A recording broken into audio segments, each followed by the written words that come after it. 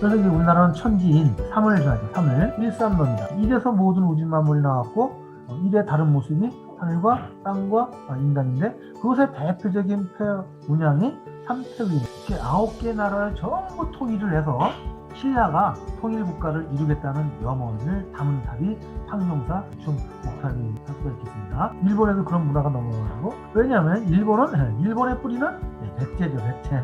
거기서 역사의 비밀이 밝혀졌습니다. 익산 미륵사지 구통석탑은 우리나라에서 가장 오래된 석탑입니다. AD 639년에 지어진 것으로 이렇게 알려져 있고요. 국보 11호입니다. 보시면 맨 왼쪽에 보면 1910년도에 핀 사진인데요. 굉장히 아슬아슬하게 남아있죠. 원래 9층인데 6층만 남아있고, 막 6층은 지금이라도 당장 떨어지듯이 이렇게 이런 모습을 하고 있었는데, 일제가 이제 식민지배 이제 1910년 정술구치 이후에 일본이 이거를 부서지는 것을 막기 위해서 시멘트로 이렇게 무너지는 걸 임시 방편형식으로 이렇게 했던 겁니다. 그래서 굉장히 일본을 욕을 하고 그랬는데, 당시로서는 어쩔 수 없지 않았나, 이 방법밖에는. 좀 이해가 갑니다. 뭐 시멘트보다 더 좋은 건 없거든요. 그래서 일단 일본 측에서도 이거를 이제 무너뜨리지 않기 위해서 일시적으로 이렇게 이런 방편을 썼던 것 같습니다. 다음 거는 이건 2017년입니다. 2017년에 이게 거의 한 20년 걸쳐서 이것을 오른쪽에 있는 거죠. 이걸 완전히 해체하고 밑에 있는 돌 하나 남기지 않고 완전히 해체한 상태에서 그 안에 있는 그 사리함까지 다 뒤져보고 난 다음에 다시 완벽하게 원상 복귀한 장면입니다. 7년. 익선 미륵사탑은 무왕, 백제의 마지막 왕 무왕이 지은 겁니다. 이 무왕은 의자왕의 아들입니다. 그리고 이 건립주체는 무왕과 그 부인 사택시라는 건 사택 집안의 여자, 그렇죠? 사택시가 같이 지었다. 그래서 그 사리석에, 그 지석에 그렇게 써져 있어서 우리가 알고 있는 무왕과 선화공주 이야기 있잖아요. 진평왕 딸의 선화공주가 어쩌고저쩌고 해가지고 무왕이 노래를 퍼뜨려서 진평왕의 딸 선화공주가 쫓겨나가지고 무왕을 결혼했다. 그런 신라의 향가가 내려오는데 미륵사지 석탑을 해체한 결과 그 설화는 사실이 아닌 것으로 밝혀졌는데 다른 학자들은 또 그런 얘기 하더라고요.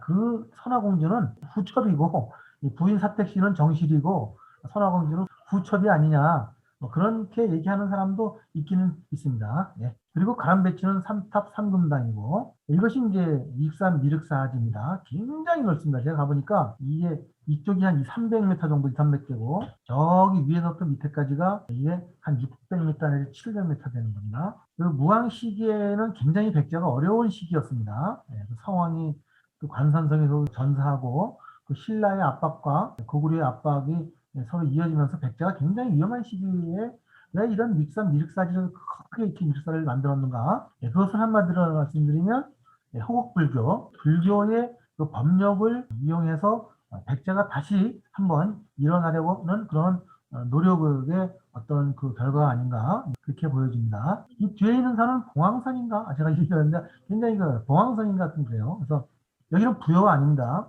백제의 마지막 수도는 부여인데 여기가 사실 제2의 수도입니다. 제2의 수도. 이 가까운 곳에 왕궁리가 있습니다. 그 무왕이 부여의 왕궁을 놔두고 왜 그럼 익산에 와서 제2의 왕궁터를 만들었는가? 여기 익산이 무왕의 고향입니다. 백제는 끝까지 말망할 때까지 호족 세력이 굉장히 득세했던 나라입니다. 그 의자왕하고 그 예식진 장군, 백제의 마지막 의자왕을 데리고 투항한 예식진 장군의 그 비석이 발견됐는데 거기서 역사의 비밀이 밝혀졌습니다. 의자왕이 항복한 것이 아니라 그 예식진 장군이 배신을 하고 의자왕을 포로로 해서 당나라에게 바친 것으로, 그만큼 그 부여에서 퇴명하자 의자왕이 공주로 가서 호족 세력에게 이제 거기서 의지를 한 거죠. 그리고 가서 마지막으로 다시 한번 일어나려 했지만 그쪽에 강한 호족 세력인 예식진 장군에 의해서 예식진 장군이 30만 당나라 대군, 신라 대군이 쳐들어오니까 자기는 승산이 없다고 판단을 내리고 배반을 한 겁니다. 그것이 다 이제 비석이 밝혀지면서 나타난 거죠. 부여에 있는 그 터를 놔두고 익산 미륵사와 왕궁리를 지은 이유는 무왕이 그만큼 고향이었기 때문에 이쪽이 호족 세력을 활용해서 그 신라와의 전쟁에 대비했던 것으로 보입니다. 자, 오늘 이제 그 주제는 이제 일사지 석탑화 선불습합 문화인데요. 그 우리가 잘 아시는 그 선불습합 문화, 이제 우리가 선교가 있는 상태에서 불교가 들어오면서 문화가 완전히 뭐 좀 짬뽕이 되고 막 섞이면서 다시 이제 또 다른 문화를 형성했는데 그 중에 대표적인 것이 이 석탑입니다. 탑. 보시는 석탑은 인도 불탑입니다. 자, 이 탑에 층이 없지 않습니까? 네, 층이 없습니다. 왜 층이 없냐? 인도의 불탑은 이 목적이 부처님의 사리를 모시는 곳입니다.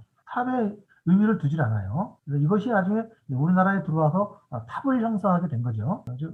우리나라 그 전통 문화가 아시다시피 하나의 다른 모습이 천지인 사상이고, 그래서 이제 우리나라는 천지인 3을 좋아하죠. 3을. 3. 천부경에도 1과 3이 있고, 또 우리나라 문화에는 1, 3, 그 다음에 5, 7, 9를 성수로 생각한 거죠. 1, 3, 5, 7, 9.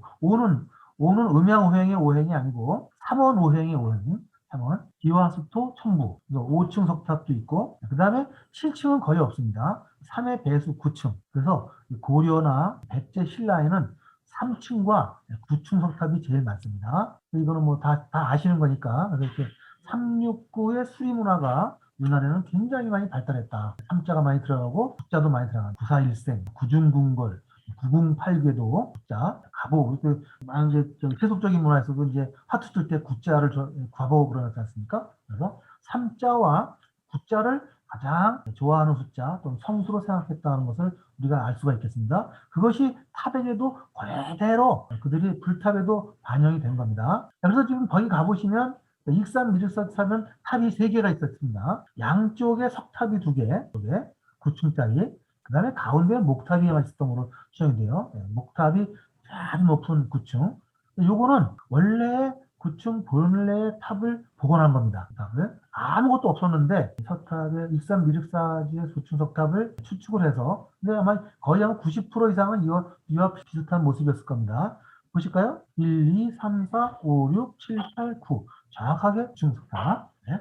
근데 이게 지금 논란이 많습니다. 이게 너무 좀 허접하게 학문적 근거 없이 세웠다 그러는데, 아마 이제 좀 빨리 좀 세우려고 거기 좀 지방자치단체에서 좀 욕심을 부린 것 같은데, 어쨌든 원래의 모습과 거의 흡사합니다. 네. 무너지기 전의 모습이 이랬다 이거죠.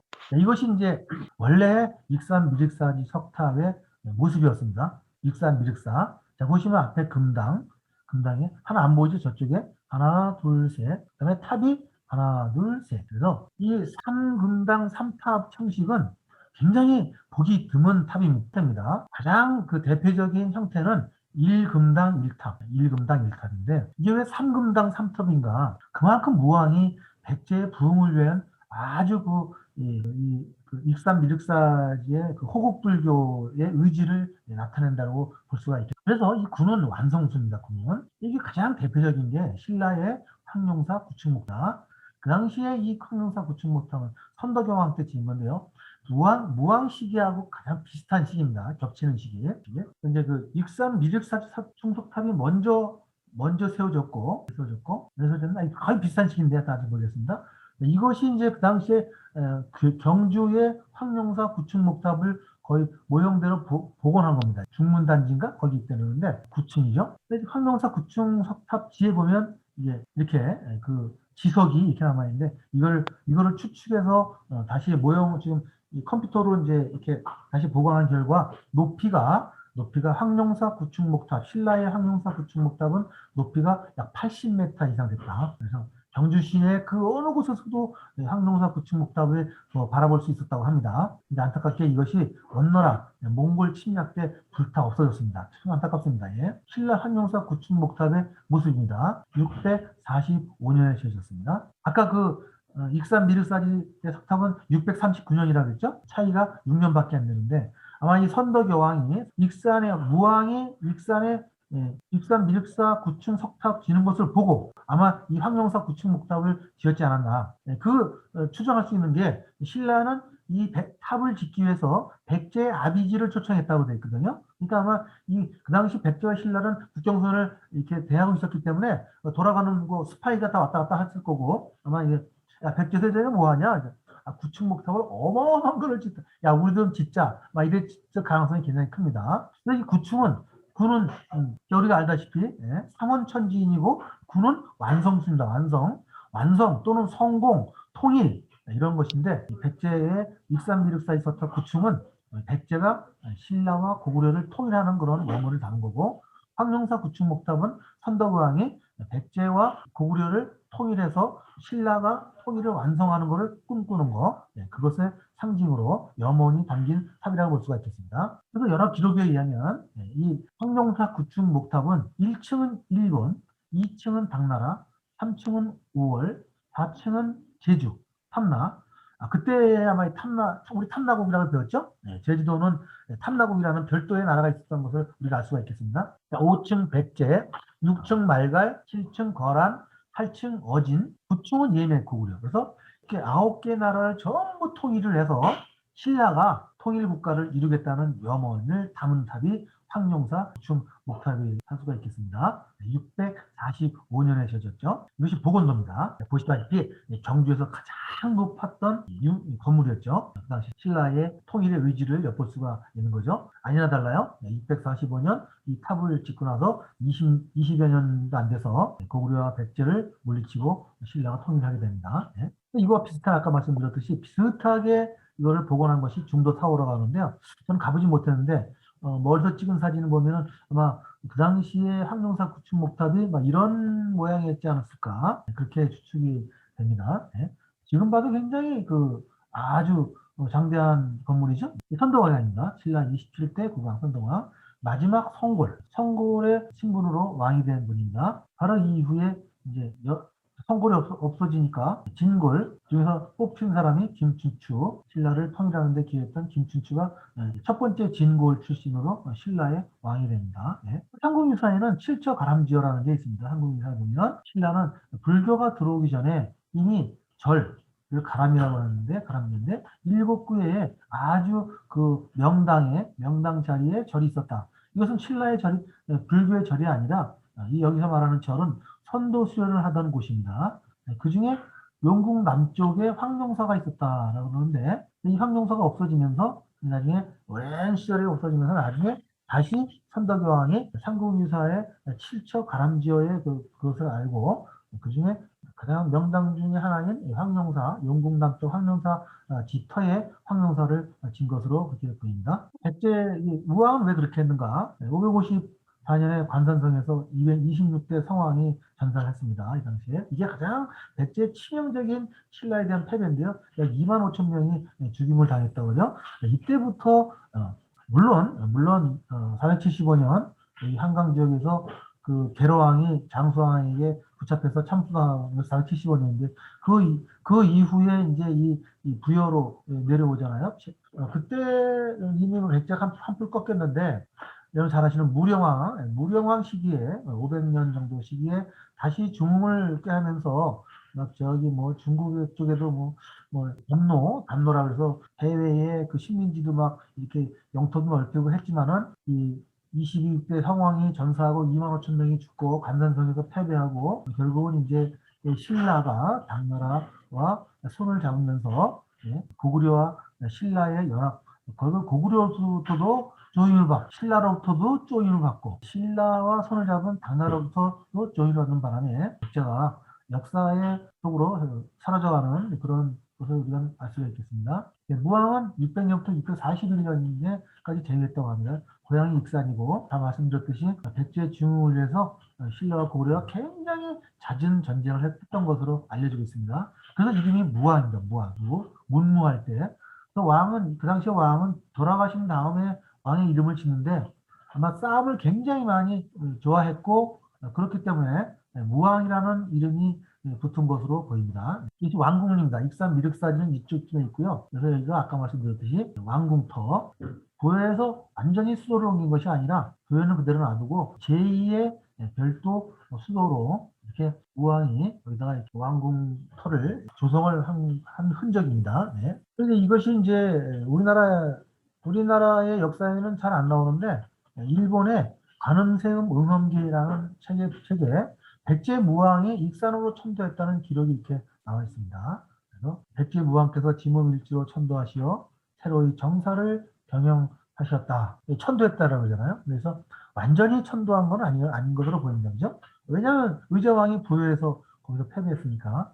제2의 수도로 이렇게 무왕이 익산에서 삼국의 통일을 도모했던 것으로 그런 기록이 좀 보이죠. 네. 익산에 있는 쌍릉입니다. 이게 무왕의 왕릉이고 이게 주인의 왕릉. 익산에 묻혀. 여기서 보시면 대동지지라는 책, 김종호 대동여지도를 쓰신 김종호의 대동지지라는 것에서 보면은 익산은 무왕의 별도였다. 익산 무왕 시 별도 어지였다. 익산은 본래 백제 금마지인데 무강왕 때 성을 쌓고 별도를 두어 금마저라 불렀다. 정확하게 이 김종호는 익산이 별도라는 것을 기록을 하고 우리에게 남겨주고 있습니다. 내가 갖다가 보시면 일삼론 왜 탑이 3층이고 9층인가 이건 다 설명을 드렸죠. 그래서 우리나라의 선도문화는 수리문화는 일삼론이다. 이래서 모든 우주 만물이 나왔고 일의 다른 모습이 하늘과 땅과 인간인데 그것의 대표적인 폐 문양이 삼태극입니다. 삼태극. 하늘과 땅과 인간이 조화롭게 이렇게 이루고 있는 모습. 홍산문화에도 보면 이런 것들이 다 이건 일을 상징하는 동그란 옥단지, 이런 삼태극, 배달국 시대의 삼태극도 나와 있고요. 일본에도 있고, 삼태극은 그냥 워낙 유명하니까. 그래서 삼이라는 것은 천지인을 상징한다. 일본에도 그런 문화가 넘어가지고. 왜냐하면 일본의 뿌리는 백제죠, 백제입니다. 천황이 나는 백제의 후손이라고 고백한 적도 있고, 비밀리에 천재를 지낼 때 고구려 백제 신라신을 모시고 뭐 그런 건 다 이미 거의 상식화된 겁니다.